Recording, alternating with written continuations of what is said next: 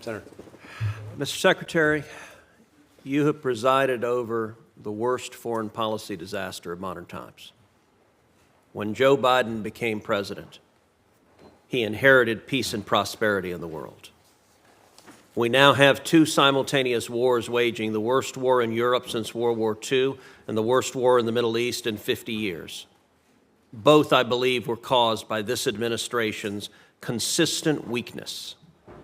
And indeed, your foreign policy is precisely backwards from what a rational American foreign policy should be.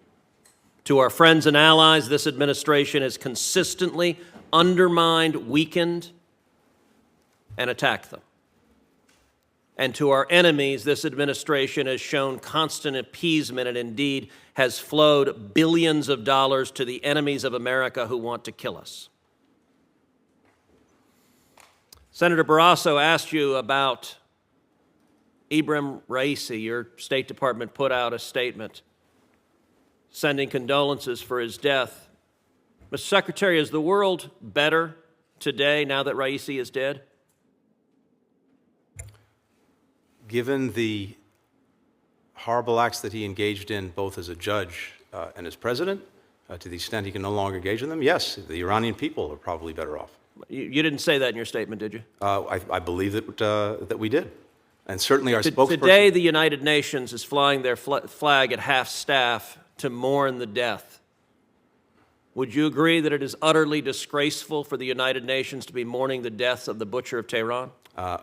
We're certainly not mourning his death. As I said, we expressed... Would you agree it's disgraceful for the UN to be? I'll look at what they've done. We certainly would not do that. What they've done is flown the flag at half-staff. Is that disgraceful? We wouldn't do that, and we would certainly find that... And I would note that's the absence of American leadership. All right, let's shift. The Washington Post on May 11th wrote an article. I'm going to read the opening paragraph. The Biden administration, working urgently to stave off a full-scale Israeli invasion of Rafah, is offering Israel valuable assistance in an effort to persuade it to hold back, including sensitive intelligence to help the Israeli military pinpoint the location of Hamas leaders and find the group's hidden tunnels, according to 4 people familiar with the U.S. offers. Is that paragraph accurate?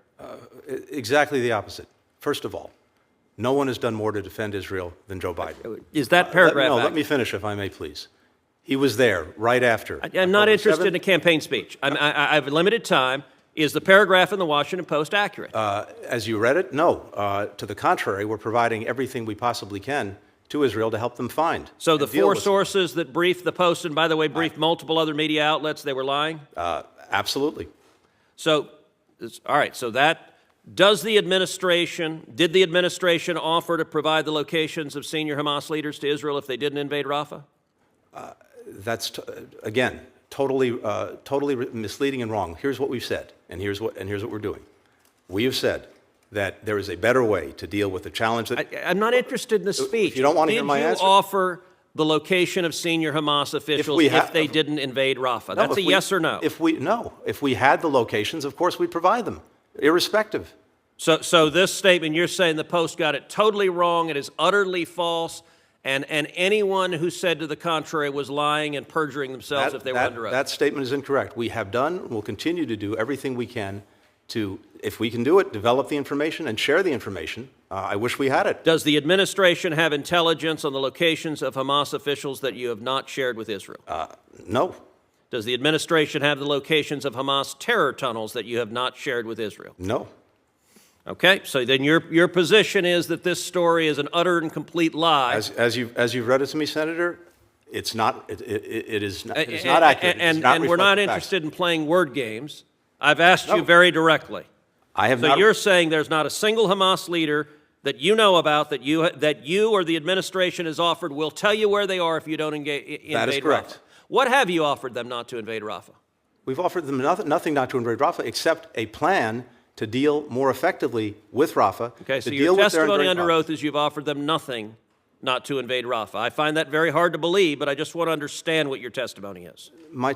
I'll be very clear. We have told them, we've been engaged in a long conversation with them about the most effective way to deal with the problem we agree must be dealt with. They That are is quite Hamas aware and you Rafah. disagree with their plan to kill the Hamas terrorists because That's you and the absolutely- president have vocally that is said it. And to be absolutely clear, wrong. your State Department on the morning of October 7th sent out a tweet telling Israel not to engage in military retaliation. I called you out at 3 in the morning and you deleted that tweet. The next day, you personally on October 8th sent a tweet saying you had spoken with the Turkish foreign minister and Israel should not retaliate. From the very beginning, the Biden administration has consistently at every stage told Israel, and by the way, when I called your tweet out, you deleted it again. At every stage, you have been telling Israel, do not kill the terrorists, and that has been from day one. Senator, I was in Israel 5 days after October 7th. I've been there 7 times since.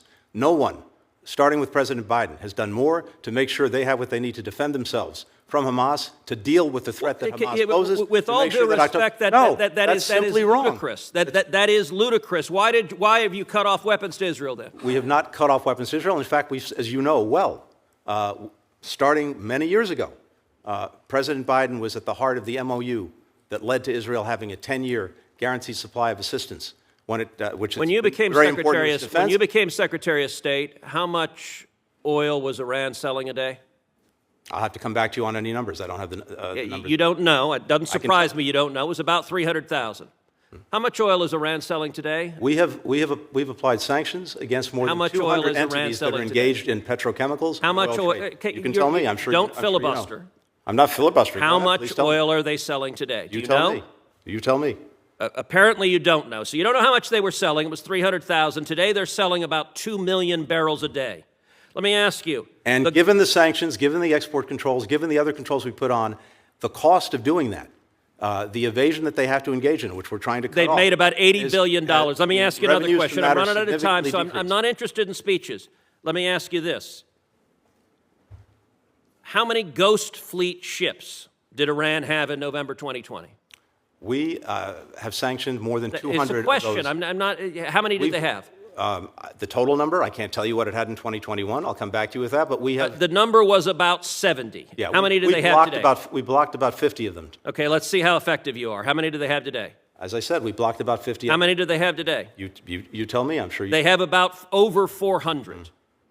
Look, this administration desperately wants a new Iran deal. You have been showering cash on Iran from day one. And understand, the $6 billion you were asked about is the tip of the iceberg. By refusing to enforce oil sanctions, we have seen Iran's oil sales go from 300,000 barrels a day when you got into office to over 2 million barrels a day today. That's $80 billion. 90% of Hamas's funding comes from Iran in a very real sense. This administration, you and President Biden, funded the October 7th attacks by flowing $100 billion to a homicidal, genocidal regime that funded those attacks. That statement is profoundly wrong. Why? I'm not even going to humor it. I think it's a disgraceful statement. Why?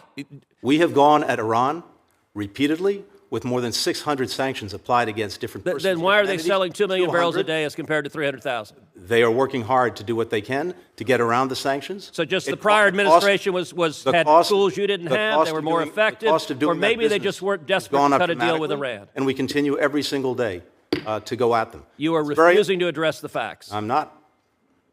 Then why are they selling 2 million barrels a day? Because they're determined to try to do that. We're determined to cut them off. They weren't determined when Trump was president? They were determined, and of course, unfortunately, we also had their nuclear program in a box. No fissile material being produced. Okay, you're not answering the question. You're filibustering another topic. Senator Cruz, you get the last word. You get the last word, if you like. You funded our enemies and you undermine our friends, and the world is much, much more dangerous as a result, and Americans are at greater jeopardy because of it. Yep. In fact, we brought more countries together. We have stronger allies, stronger partnerships, stronger engagement from countries around the world to deal with a very dangerous world than we had. We were alone, we aren't anymore, and America is leading those efforts. Remember the Abraham Accords? I do. Let me just